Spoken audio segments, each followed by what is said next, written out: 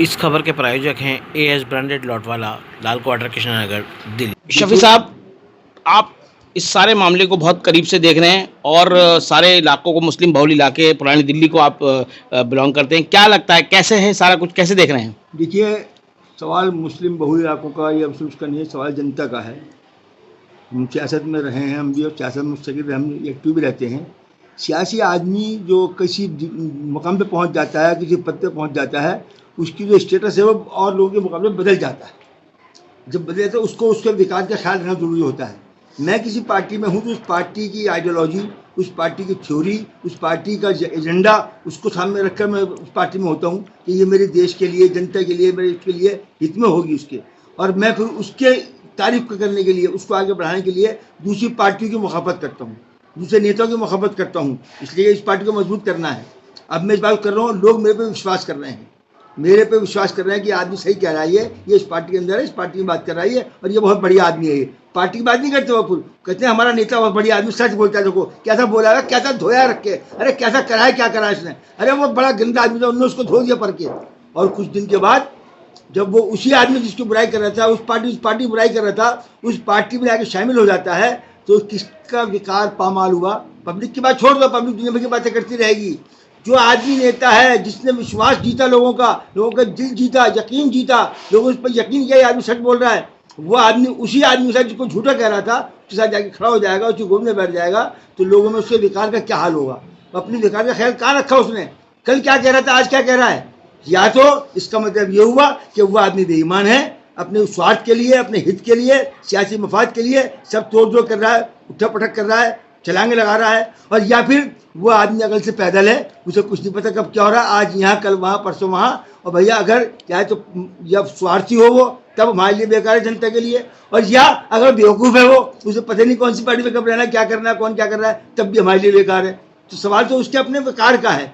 जो भी नेता कहीं जाता है, अपने विकार का पहले ख्याल रखे, अपने विकार देखे। देश में क्या तब्दीली आ गई जो लोग पार्टियां बदलते हैं, किसने बदली, क्या बदली, मैं नहीं जानता, हमेशा होता चला आया है। पॉलिटिक्स का मतलब है पी का मतलब है पोलराइजेशन।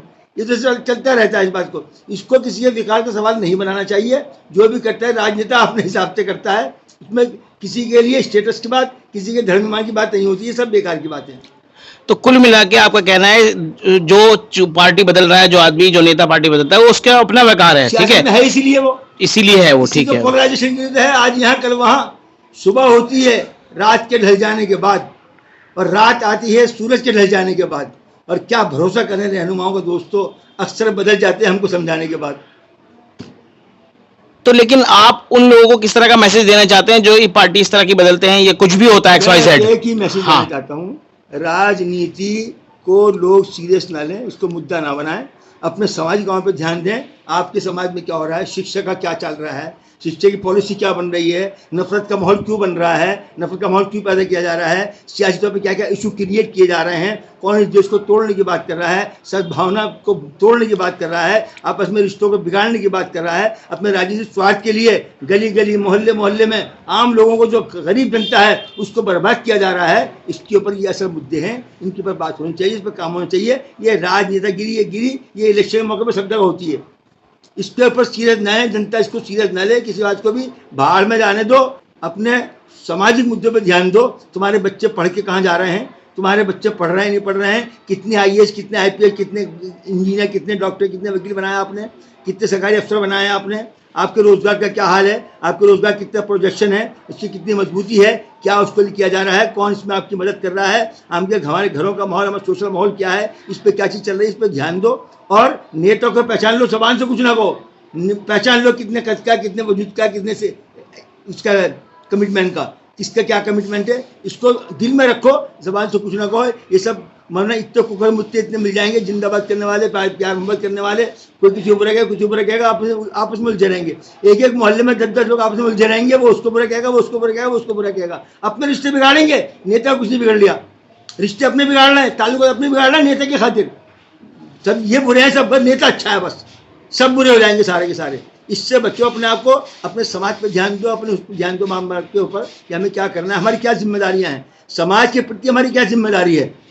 और मैं बता दूं आपको, आज जो सड़क पानी बिजली की बात होती है ना, ये सड़क पानी बिजली सिविल राइट है, किसी नेता, किसी MLA, किसी काउंसिलर का रोल नहीं है इसके अंदर। कोई एमएलए काउंसलर ना हो दिल्ली में, किसी भी स्टेट के अंदर, किसी भी राज्य के अंदर, तब भी सड़क, पानी, बिजली का काम होगा, क्योंकि जनता का सिविल राइट है। ये अफसर डिप्यूट किए गए हैं, बाकायदा डिपार्टमेंट खोले गए हैं, इन्हीं काम के लिए खोले गए हैं। ये सब जो जितने बीच में आते हैं, ये उसके ऊपर सिर्फ मीडिएटर हैं। चेक मॉनिटरिंग करने वाले, या काम हुआ नहीं हुआ, उसको दे बैठ के करें, शिकायत करें, ये करें, कहें अगर उसमें फंड बचे तो हम अपना फंड से लगा देंगे, सरकार हमें देगी तो। लेकिन इसको इशू ना बनाएं आप। ये सरकार, दिल्ली में 87 से लेकर 93 तक कोई सरकार नहीं थी, डिजॉल्व थी। 93 में असेंबली बनी, 87 में मेट्रो डिजॉल्व हुई। क्या 6 साल तक दिल्ली में बिजली नहीं आती थी, सड़कें नहीं बनती थी, पानी नहीं मिलता था, लोग भूखे प्यासे रहते थे क्या? तब भी होता था। ये इनको इस अंदाज में ना लें, इसको इशू ना बनाए। ये जो लोग इस तरह की सड़क, पानी, बिजली की बात करते हैं, इस तरह के इशू में आते हैं, ये खुद हमारे एमएलए को, काउंसिलरों को बेकार कर देते हैं, समझे? उनको डैमेज कर रहे हैं, उनका रुतबा बहुत ऊंचा है इससे।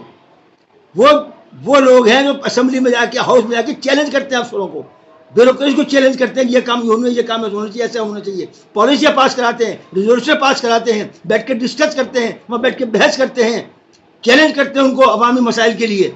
ये वो जगह के लोग हैं, इनको उठा के यहाँ उलझा देंगे। सड़क बनी नहीं बनी, पानी आया नहीं आया, बिजली आई नहीं आई, अरे उससे बड़ा कद है उसका एमएलए का, ये बहुत छोटी बात है उसके लिए। उसको ऐसा डैमेज ना करो, उसको इतना नीचे ना गिराओ कि सड़क पर बिजली उलझा के रख दो और सारे मुद्दे बेकार होगा। बिल्कुल कुछ नहीं हो रहा शहर में, कोई जरूरत नहीं है इसकी आपको। अरे ऐसी बात ना करो, अपने एमएलए को विकार कायम रखो, वो बड़े हैं, बड़े बना के रखो।